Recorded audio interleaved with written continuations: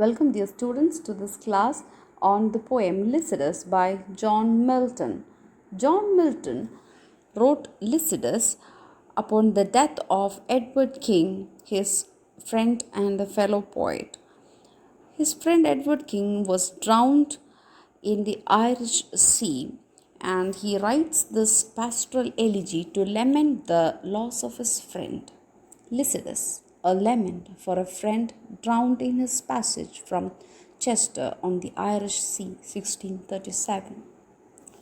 Yet once more, O ye laurels, and once more, ye myrtles brown with ivy never sere, I come to pluck your berries harsh and crude, and with forced fingers rude.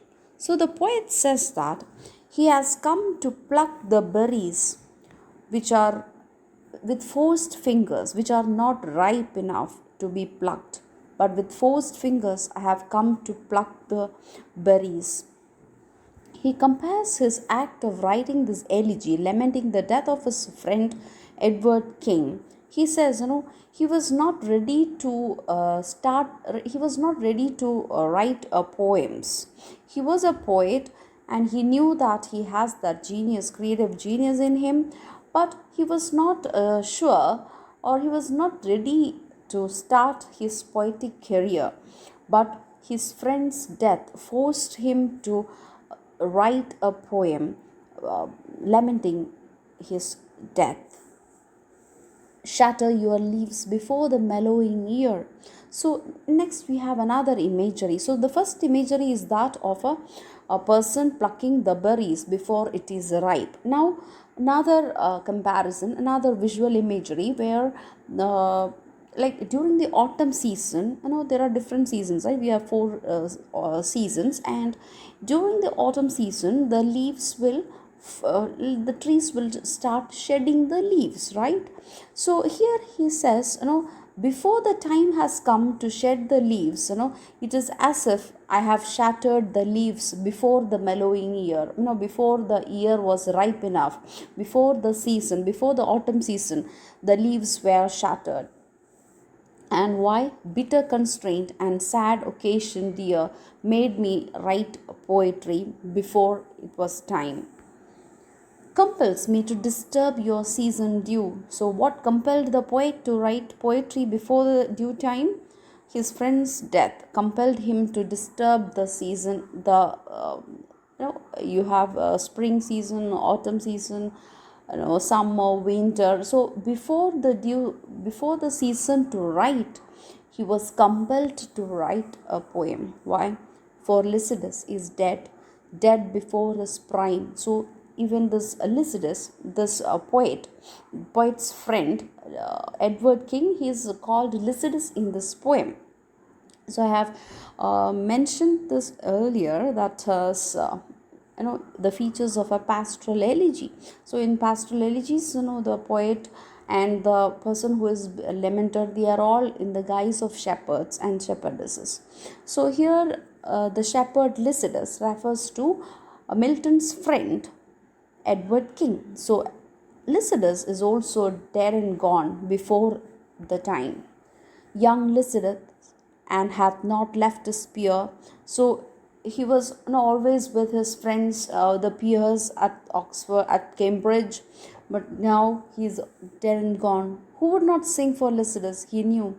So everybody, he was with his friends, fellow poets. So he was sure that there will be someone to sing for Lycidas. He knew that himself to sing and build the lofty rhyme, to write an elegy, a lofty rhyme for a rhyme praising the young poet.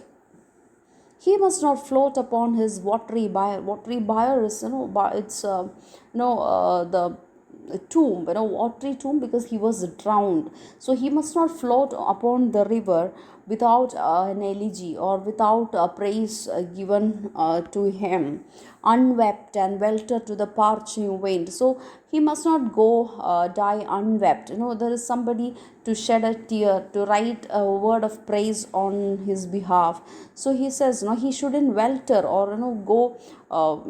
He shouldn't be moved along with the waves of the sea uns, without any song, without an elegy, without the meed of some melodious tear, without the deserved praise or deserved commemoration for this young poet, Edward King. Begin then, sisters of the sacred well. So the reference is to the muses. So the Greek muses who are near the sacred well of Jove. So he evokes the muses following the conventions of a pastoral elegy and says that from beneath the seat of Jove doth spring. So beneath the seat of throne of Jupiter, God Jupiter, this spring starts, and this muses, they are there, muses who help, they are actually nymphs in charge of music and art, poetry. Begin and somewhat loudly weep the string. So start, he invokes the muse and says, start singing, play the stringed instrument, and play for this dead poet Edward King. Hence, with denial vain and coy excuse. So maybe you will deny in the beginning and give coy excuse, but you shouldn't. We should actually. And he thinks that he himself was trying to give some coy excuse, some lame excuse to avoid writing, but he then thinks that so may some gentle muse with lucky words favor my destined urn. So only if I write for my fellow poet Edward King, when I am dead and gone, when Milton is dead and gone, somebody will write something in favor of him when he is dead and gone and his ashes are buried in the urn, or as he passes turn and is buried in the tomb, covered with a shroud, and bid fair peace peace be to my sable shroud, for we were nursed upon the self same hill. And then he moves on to talk about his life with Edward King. They were nurtured in the same hill, they were in the same university, they were in Cambridge together, fed the same flock by fountain, shade, and rill. So it's they are in the guise of shepherd, right? They were together in Oxford, they ate together, the same teacher taught them, they went to the same church, they were together, they studied together. So but when it becomes a pastoral elegy, it is as if they were shepherds and they were on the same hill, feeding the same flock by the same fountain, shade, and rill is a stream, together both before the high lawns appeared. So they were together under the opening eyelids of morning, and during dusk, all the time they were together. We drove afield and both together heard. So we went with the sheep together, and what time the grey fly winds her sultry horn, battening our flocks with the fresh dews of night, morning, all the time we were together, off till the star that rose at evening bright, the evening star, toward heaven's descent had slopped his westering wheel, moving towards west. Meanwhile, the rural ditties were not mute. So then he says, at that time, the rural ditties or the muses of art and poetry, they were not mute. We wrote something together, we sang songs together, tempered to the autumn flute. Maybe the poet or Lycidas, they played a flute, the muses helped them, the nymphs danced along with them. Rough satyrs dance, not only nymphs, satyrs are, half human, half god beings in Greek mythology, and fauns with cloud heel. They also started dancing with when Lycidas started playing with his flute.